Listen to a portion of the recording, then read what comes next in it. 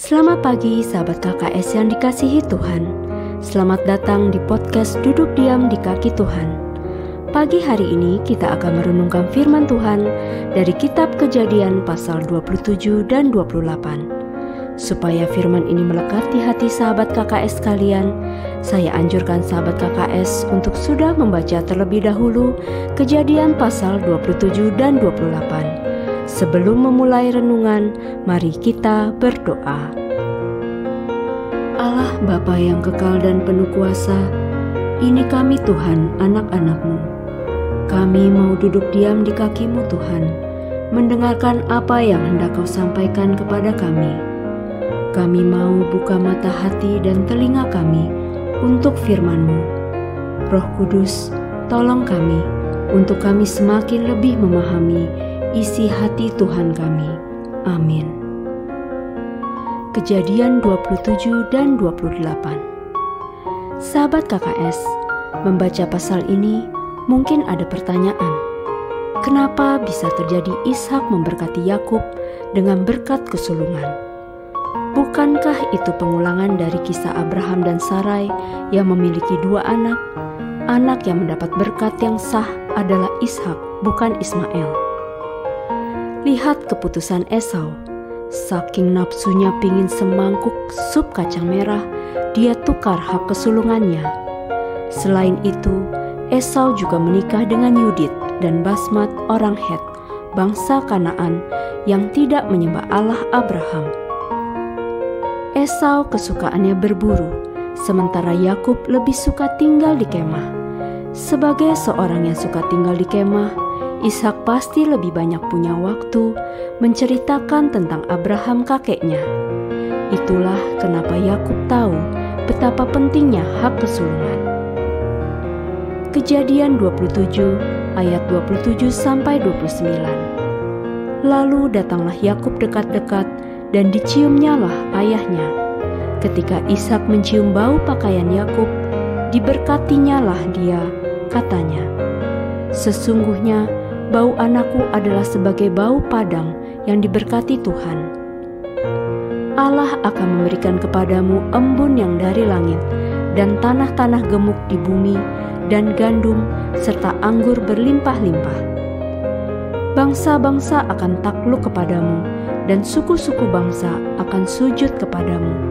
Jadilah tuan atas saudara-saudaramu, dan anak-anak ibumu akan sujud kepadamu.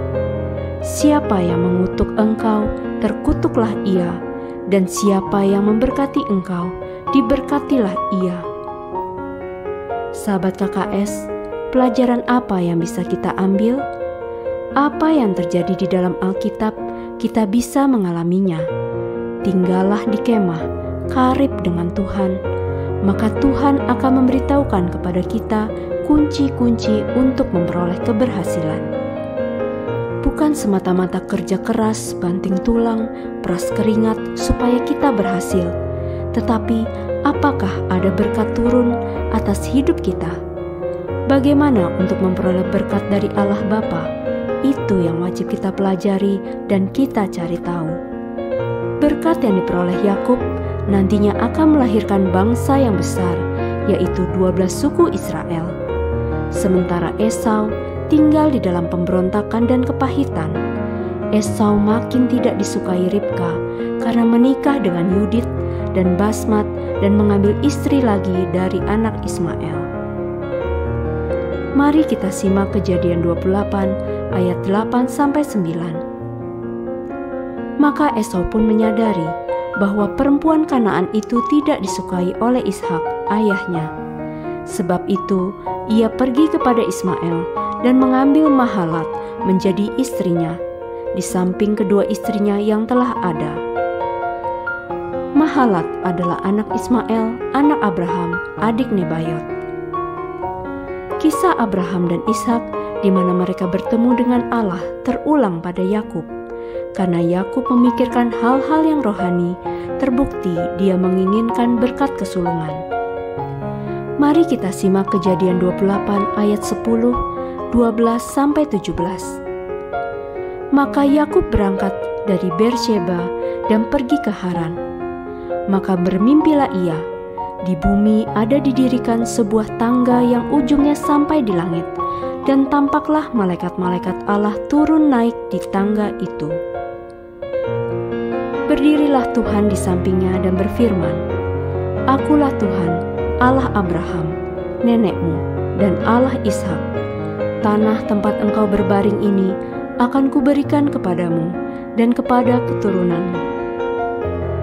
Keturunanmu akan menjadi seperti debu tanah banyaknya, dan engkau akan mengembang ke sebelah timur, barat, utara, dan selatan, dan olehmu serta keturunanmu semua kaum di muka bumi akan mendapat berkat. Sesungguhnya aku menyertai engkau, dan aku akan melindungi engkau kemanapun engkau pergi, dan aku akan membawa engkau kembali ke negeri ini, sebab aku tidak akan meninggalkan engkau, melainkan tetap melakukan apa yang kujanjikan kepadamu." Ketika Yakub bangun dari tidurnya, berkatalah ia, "Sesungguhnya Tuhan ada di tempat ini, dan aku tidak mengetahuinya."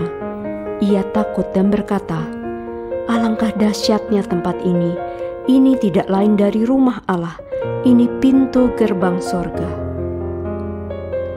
Sahabat KKS, Abraham, Ishak, dan Yakub adalah contoh orang yang hidupnya terkoneksi atau terhubung dengan surga.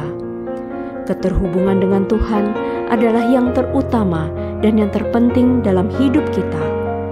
Bukan pelayanan, bukan kesuksesan duniawi, tapi kabel yang terhubung ke surga.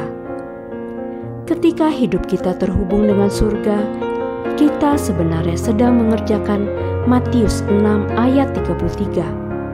"Tetapi carilah dahulu kerajaan Allah dan kebenarannya, maka semuanya itu akan ditambahkan kepadamu." Itulah kunci keberhasilan hidup di dunia. Ketika terhubung dengan kerajaan surga, maka berkat bisa kita nikmati. Hal-hal yang dicari bangsa-bangsa, kita bisa menikmatinya tanpa susah payah, karena ada berkat Tuhan atas kita. Jadi, apakah yang dimaksud dengan hak kesulungan? Mengapa hak kesulungan sampai diperjualbelikan dari Esau kepada Yakub? Sebuah pelajaran bagi kita tentang hak kesulungan. Mari kita simak Keluaran 13 ayat 2. "Kuduskanlah bagiku semua anak sulung, semua yang lahir terdahulu dari kandungan pada orang Israel, baik pada manusia maupun pada hewan. Akulah yang empunya mereka." Roma 8 ayat 15 dan 17. "Sebab kamu tidak menerima roh perbudakan yang membuat kamu menjadi takut lagi, tetapi kamu telah menerima roh yang menjadikan kamu anak Allah. Oleh roh itu kita berseru, 'Ya Aba, ya Bapa,' dan jika kita adalah anak, maka kita juga adalah ahli waris." Maksudnya, orang-orang yang berhak menerima janji-janji Allah yang akan menerima bersama-sama dengan Kristus, yaitu jika kita menderita bersama-sama dengan Dia, supaya kita juga dipermuliakan bersama-sama dengan Dia. Sahabat KKS, hak kesulungan berhubungan dengan hal-hal rohani, di mana kita berhak mendapatkan janji-janji Tuhan. Esau lebih memilih hal-hal duniawi dan tidak menginginkan hal-hal rohani. Orang yang memperhatikan hal-hal rohani memiliki kedekatan dengan Tuhan, terhubung dengan Tuhan. Sebagai ilustrasi mudah, orang yang terhubung dengan presiden akan punya banyak akses dan mengerjakan sesuatu dengan mudah.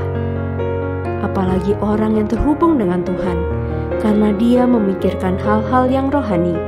Punya hubungan dengan Tuhan membuat kita menjadi mudah mengerjakan segala sesuatu, karena Tuhan sendiri nanti yang akan membuat divine connection, karena ada berkat tadi.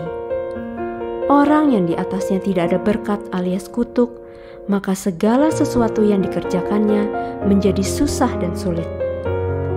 Berkat yang diberikan Abraham dari Tuhan itu besar sekali. Hanya Ishak yang mendapatkan warisannya. Ismail tidak diberi hak kesulungan karena Ismail dari wanita hamba, Hagar. Esau tidak mendapatkan hak kesulungan warisan Ishak sebab dia sudah menjualnya kepada Yakub. Lalu apa hubungannya dengan kita? Jika kita percaya Yesus Kristus dan taat pada firman-Nya, terhubung dengan Bapa, maka berhak mendapat warisan hak kesulungan berkat anak sulung dari Abraham, karena kita dari garis keturunan Ishak, bukan Ismail. Jika tidak percaya, tidak taat, maka tidak punya hak kesulungan. Mari kita simak Galatia 3 ayat 13-14. Kristus telah menebus kita dari kutuk hukum Taurat dengan jalan menjadi kutuk karena kita. Sebab ada tertulis, terkutuklah orang yang digantung pada kayu salib. Yesus Kristus telah membuat ini, supaya di dalam Dia berkat Abraham sampai kepada bangsa-bangsa lain, sehingga oleh iman kita menerima roh yang telah dijanjikan itu. Kita ini adalah anak-anak sulung yang sudah diselamatkan, sudah berhak mendapat janji-janji Tuhan. Jangan ditukar dengan kenikmatan duniawi, jangan ditukar dengan kekasih, jangan ditukar dengan harta tahta. Sahabat KKS, firman Tuhan adalah pelita bagi kita. Melalui firman Tuhan, kita akan menemukan kebenaran, damai sejahtera, dan sukacita di dalam Tuhan. Mari bertekun memahami isi hati Tuhan, bertumbuh setiap hari, serta berjalan dalam terang cahaya-Nya. Sampai jumpa di episode selanjutnya. Tuhan memberkati.